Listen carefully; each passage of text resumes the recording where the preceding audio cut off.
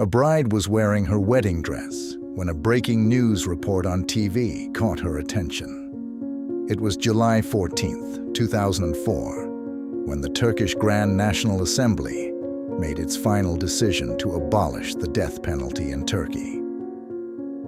Upon hearing the news, she looked at herself in the mirror and took out an old portable metal matchbook from the drawer. Lost in her thoughts of the past, on April 22, 1983, a little schoolgirl named Ova Koyuncu earned a ribbon for her good work. Her father waited outside to pick her up from school. When Ova saw him, she shouted, "Lingo, lingo!"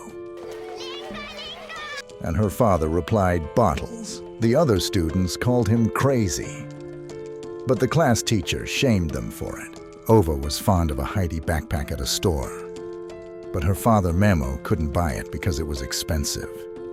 He promised to buy it the next day. Ova asked her grandmother if her father was crazy. She denied it, and instead said her father was the same age as her.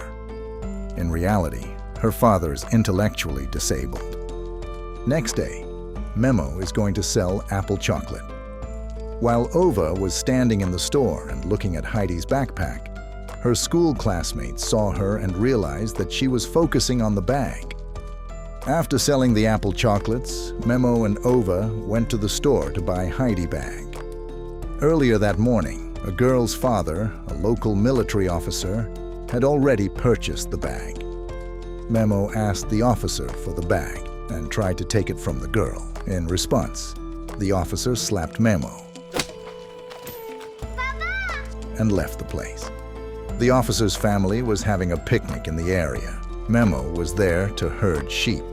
Sita, classmate and bought the Heidi backpack, was playing with Memo and went very close to the edges of the rocks. She fell down from there,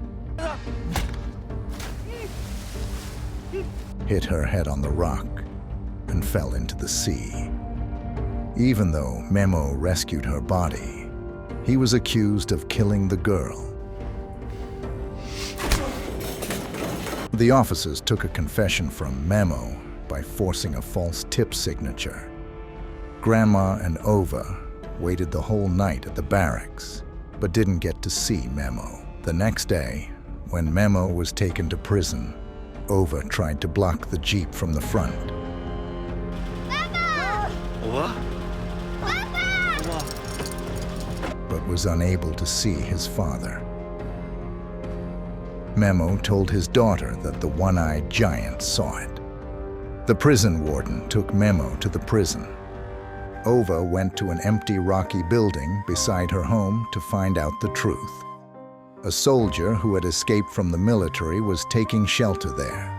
Ova met with him, and he confirmed that the shepherd hadn't done anything wrong. When Ova returned with her Nana, the man had already left the place.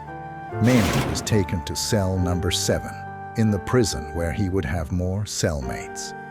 They beat him up severely because he had killed a little girl. The warden requested a separate cell for Memo. But Sita's father, Lieutenant Colonel Aiden, wanted Memo to stay alive so he could be hanged, and it could be published in the newspaper. Captain Farouk warned everyone not to harm Memo. 10 days later, Ova regularly waited for the man in the empty building. On the other side, Memo went back to cell number 7 to stay there. He released a pigeon from the yard, which was seen by everyone, including the warden, and raised questions about him in their minds. Memo gradually adapted to cell 7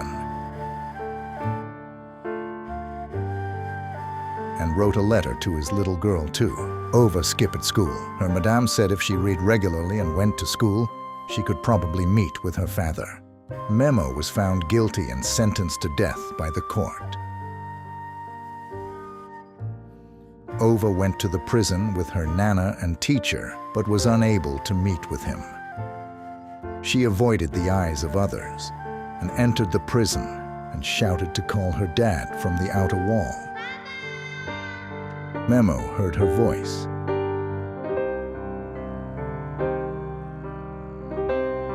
reached the inner side of the wall. Ova shouted, "Lingo, lingo!" Lingo, lingo! And Memo replied with, "Bottles." One prisoner collected a knife with a baglama and blocked the skipper with that knife.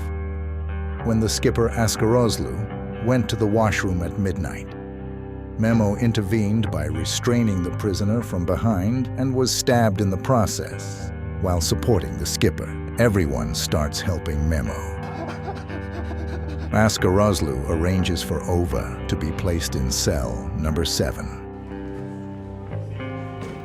She hides in the tea trolley to get there. Memo met with Ova. Everyone appreciated it. They confessed their guilt to Ova. After a while, the warden came to the cell. Memo acknowledged the presence of Ova.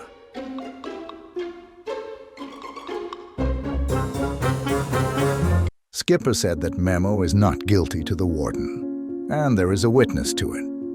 Warden arrived at Ova's house with her and discovered the escaped soldier's uniform hidden beneath the rocks. He then alerted Captain Farouk about the discovery. Ova's Nana passed away and became an angel. Now, Ova is being sheltered by her teacher. Teacher takes Ova to cell number 7 to meet with Memo. She notices that soldiers are preparing gallows for Memo from the warden's office. Ova informed father that Nana had passed away. The escaped soldier has been captured and was brought to Lieutenant Colonel Aiden and brutally killed from behind to prevent him from talking to others. Memo stated that he didn't want to be an angel during the meeting in the warden's room with Ova and the teacher. He mentioned his impending execution. Meanwhile, the prisoner of cell number 7, Yusuf Aga, instructs the warden to give Ova his metal matchbook as a keepsake. On the day of execution, the soldiers swapped out Memo for Yusuf at the very last minute. Askarozlu's men on the outside staged a car accident to prevent Sada's father from attending the execution. As a result, Yusuf Aga was hanged and killed instead of Memo. The warden claims that Yusuf escaped and sends his soldiers out to search for him. Meanwhile, the warden and Captain Farouk sneak Memo out in their car and bring him back to Ova. Father and daughter reunite. And then they send them both away on a boat with a cover story about fleeing the country to escape local violence. Ova is now grown up, wearing her wedding dress and holding Yusuf Aga's matchbook. Thanks for being with us throughout the story so far. We hope you'll join the next one too. If you are new here, please subscribe. Your subscription will greatly help us. Take care.